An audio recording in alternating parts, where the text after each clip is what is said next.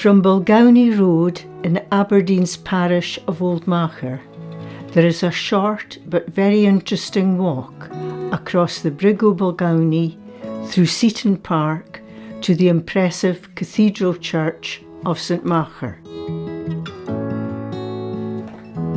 The walk through the cot town of Balgownie to the bridge passes a terrace of workers' cottages built in the late 18th century. It's likely that they were built over earlier medieval dwellings. They were substantially restored and modernised in the mid-20th century.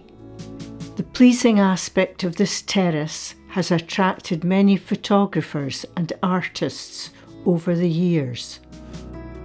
Until the Brig O Balgownie was built in the 13th century, access to the north from Aberdeen was difficult, as the River Don and its steep banks were a major obstacle, with the only crossing point a ford a little below the bridge. Today, only pedestrians and cyclists can use the bridge to cross the river.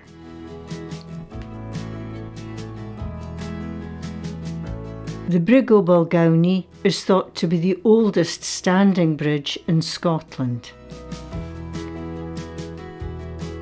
Today, this bridge is a scheduled ancient monument, which means that it is legally protected because of its historical importance.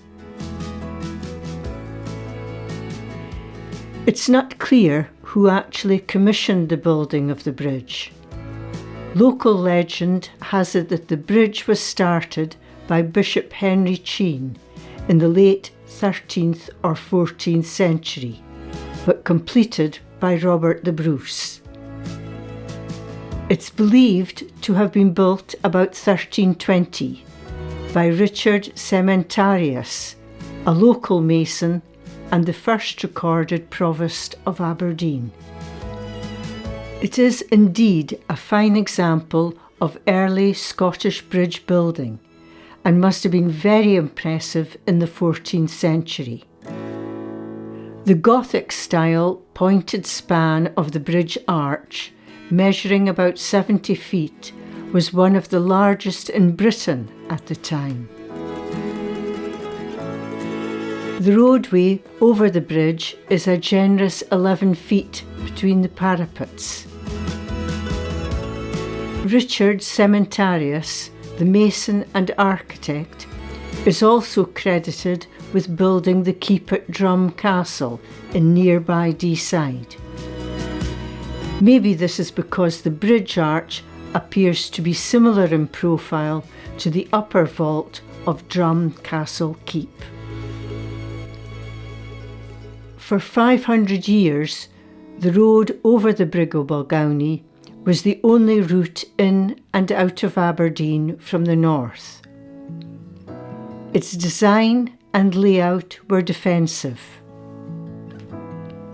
Sharp corners at each approach were created to ensure attackers would have difficulty charging and taking it by force.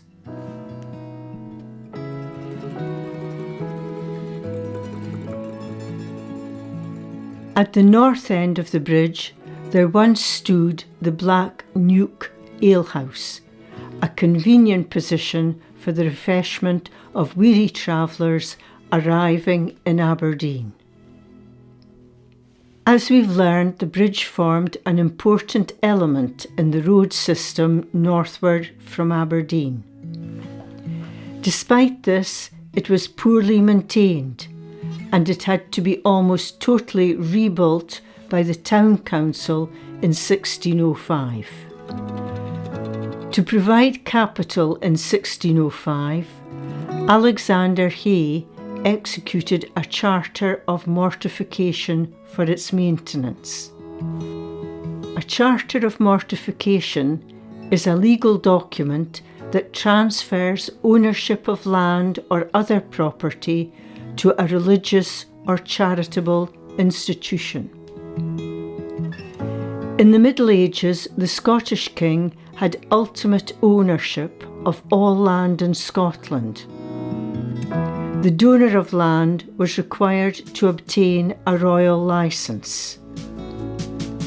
Charters of mortification are still used today, but don't require a royal licence. The British monarchy no longer has the power to grant or deny permission to transfer ownership of property. This fund later became the Bridge of Dawn Fund, and it not only financed major repairs to the bridge in the 17th and 19th centuries, but also provided capital for the construction of a number of other bridges in northeast Scotland, including the new bridge further downstream, built in 1825. The Brig O Balgownie was known as the Bridge of Dawn until 1827, when it was bypassed by the new bridge, which then took the name the Bridge of Dawn. After an inspection in 2002, it became clear that further repair work was required to the bridge. The stonework was extensively repointed during 2008, leaving the bridge in the excellent condition visitors find it today. The repair work required the erection of extensive scaffolding. This must have been a tricky operation, as the bridge is situated over a deep pool, known as the Pool of Bewitchment, and now called, perhaps less ominously, the Black Nuke. Lord Byron, a former pupil of Aberdeen Grammar School, based his epic poem Don Juan here. There is a local legend that the bridge will collapse into the Black Nuke pool when an only son riding a horse, which is also the only offspring of a mayor, crosses the bridge. I think we're safe enough today though. The south end of the bridge leads on to Dawn Street and its collection of listed cottages built on the site of earlier medieval cottages. The earliest of these is the Category A listed chapter house, built in 1655. It was originally known as Cruikshank's Lodgings.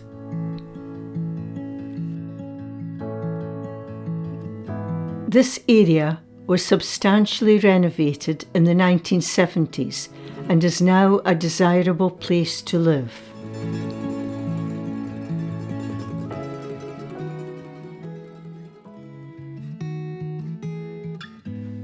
A little way up Dawn Street, there is a small opening on the right that leads to a path along the bank above the River Dawn.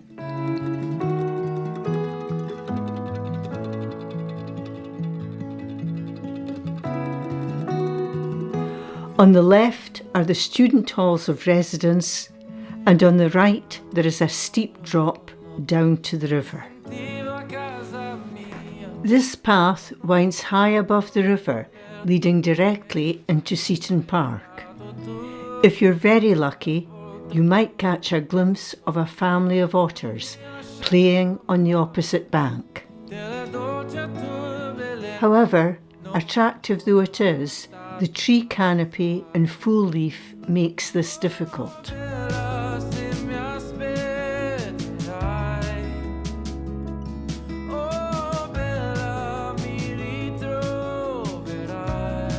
A pair of binoculars comes in useful on this stretch of the river.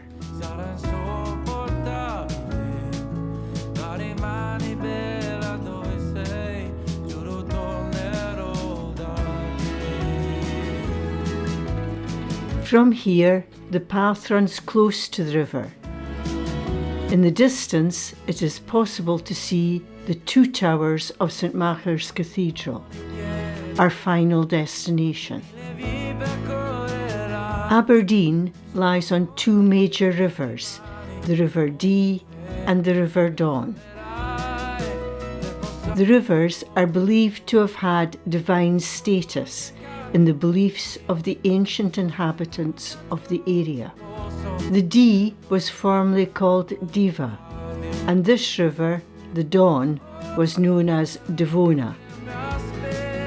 Both Diva and Devona were Celtic river goddesses.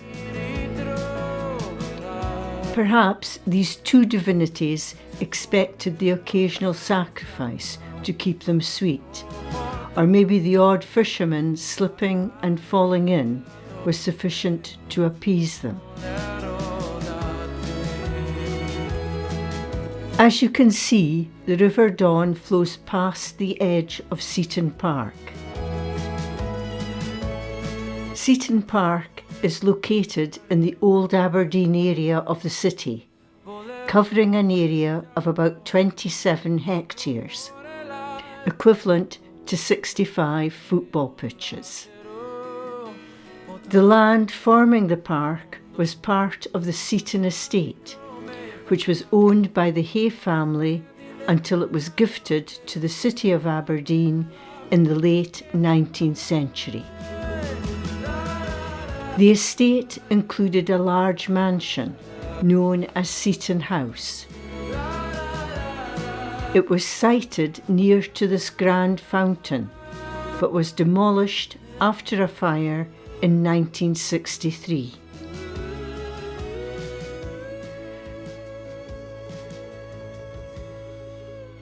The walled garden for the house is a little to the north and east from here, up a steep slope.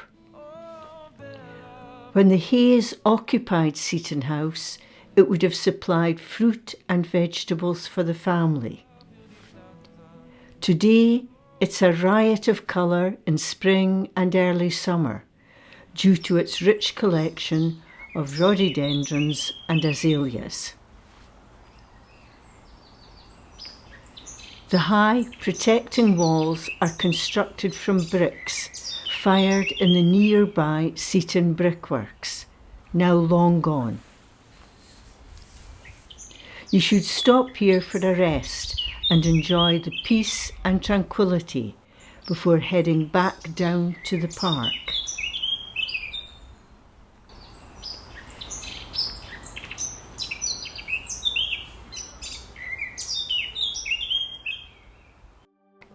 Many years ago, Seaton looked very different. The course of the River Don formed a tight loop round what is now the park. The steep slopes below St Machar's Cathedral and Hillhead would have been the south and north riverbanks. Sometime in the past, the river straightened its course to create a shorter route to the North Sea. And this is how it remains today. This more direct river course left what geographers call an oxbow lake in the abandoned riverbed. Eventually, this silted up and became marshland.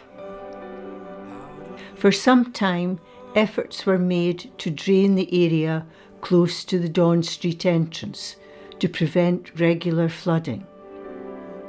In recent years, Aberdeen City Council adopted a more enlightened strategy by turning it into a wetland and wildlife area. While this work was being undertaken, a large boulder was removed. It's what is described as an erratic, and it doesn't belong here. It probably arrived during the last ice age, transported here by the ice sheet from much further inland. Another interesting find was an ancient tree trunk buried in the silt. It's possible to imagine that centuries ago, during a violent storm, a tree was blown over and fell into the river. This relic from the past was carried by the river downstream until it came to rest at this spot. It's probably not common knowledge that horse racing was a hugely popular spectator sport in Aberdeen in the 19th century and early 20th century. There was a racecourse at the nearby beach links, but after getting into financial difficulties, the links course closed. Racing was revived at Seaton Park in 1923, when a huge crowd of 30,000 people attended a meet.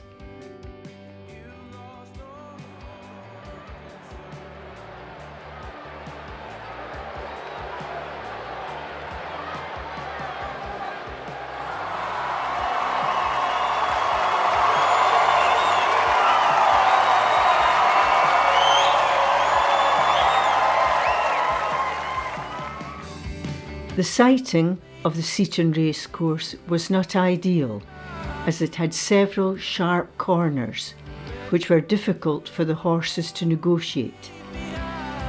And as we've seen, the ground was wet and marshy in places.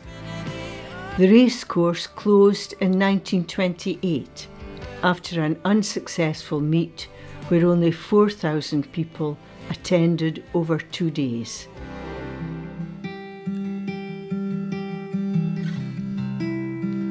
The Cathedral Walk is home to a formal arrangement of spring and summer flower beds, rose beds and herbaceous borders, creating a magnificent sight in midsummer. The flower beds are arranged in a circular pattern with a view of St Machar Cathedral in the background. From here, there is a short climb up the path towards the cathedral.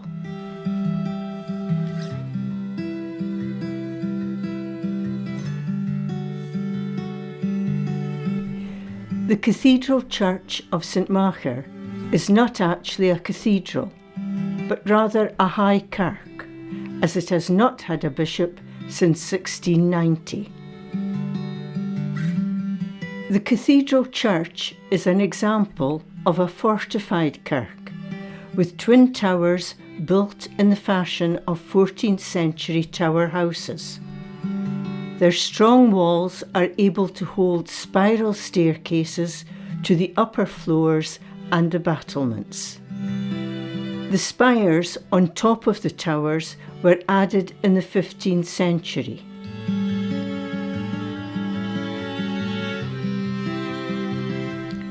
A disciple of St Columba, named Machar, was sent to this spot to convert the Picts of East Coast Scotland.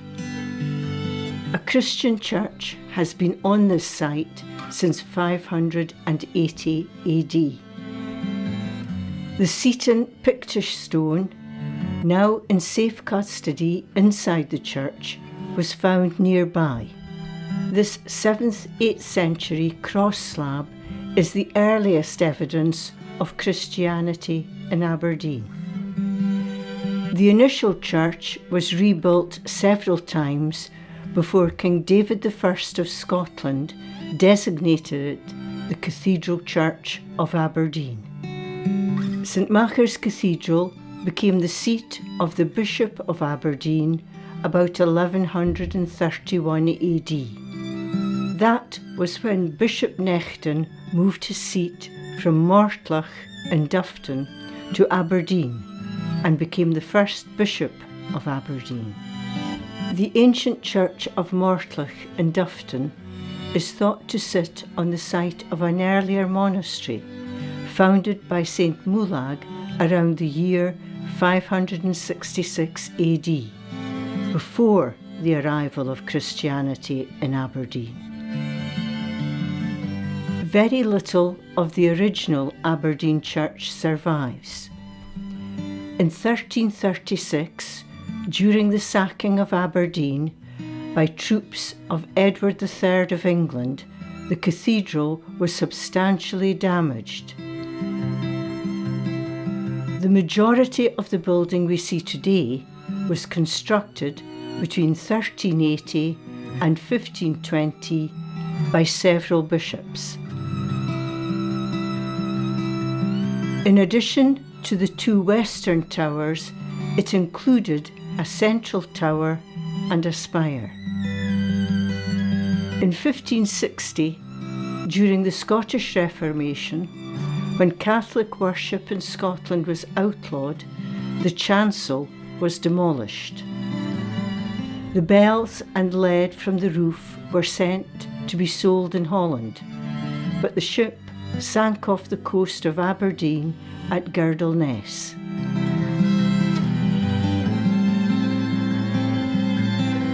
The central tower and spire of the cathedral collapsed during a storm in 1688, destroying the choir and the transepts.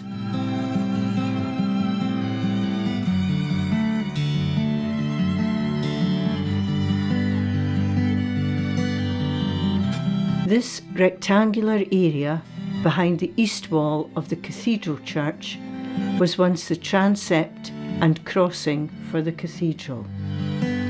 Above this stood the ill-fated central tower and spire. The west arch of the transept was filled in, and worship carried on in the nave only. The ruins of the transept and crossing are now under the care of Historic Environment Scotland. Bombing during the Second World War caused further damage to the east end of the church. Today, the church consists only of the nave and aisles of the earlier building. Inside St Machar's Cathedral, when you look upwards, you cannot fail to be impressed by the grand heraldic ceiling. This wooden ceiling was installed by Bishop Gavin Dunbar in 1520. It's composed of 3 rows of 16 armorial shields, 48 in total. The row on the left, the north row, shows the arms of the Scottish kings and the nobility. The middle row contains the ecclesiastical dignities of the time, with Pope Leo X at the head. The south row, on the right, displays the arms and bearings of various European sovereigns. The ceiling decoration is designed to give the message of a united Christendom under the Pope's ecclesiastical power, supported on either side by secular power, and all under God. A ceiling frieze names the bishops of the see, from Nechten in 1131 to William Gordon at the Reformation in 1560. This is followed by the kings of the Scots, from Malcolm II to Queen Mary. Considerable renovation and repair work has been carried out on the building in the 21st century, including reslating the roof. Extensive cleaning and protection work to the heraldic ceiling was carried out in 2020. Modern lighting was installed, allowing it to be viewed as it hadn't been seen for several hundred years. At the same time, the stained glass windows were cleaned and a new floor and pews installed in the nave. St Machar's Cathedral Church has had a profound influence on the people of the northeast of Scotland, both spiritually and culturally, for over 1,000 years. Even after the Reformation in 1560, when St Machar's lost its status as a cathedral, it remained an important place of worship and spiritual guidance for the people of the northeast. The cathedral's clergy played a leading role in spreading Christianity throughout the northeast of Scotland and provided education and social services to the local community. After St Machar's Cathedral was founded in the 12th century as the seat of the Bishop of Aberdeen, it quickly became a major centre of pilgrimage and worship for people from all over Scotland and beyond. And it's here, beside this historic building, that our journey ends.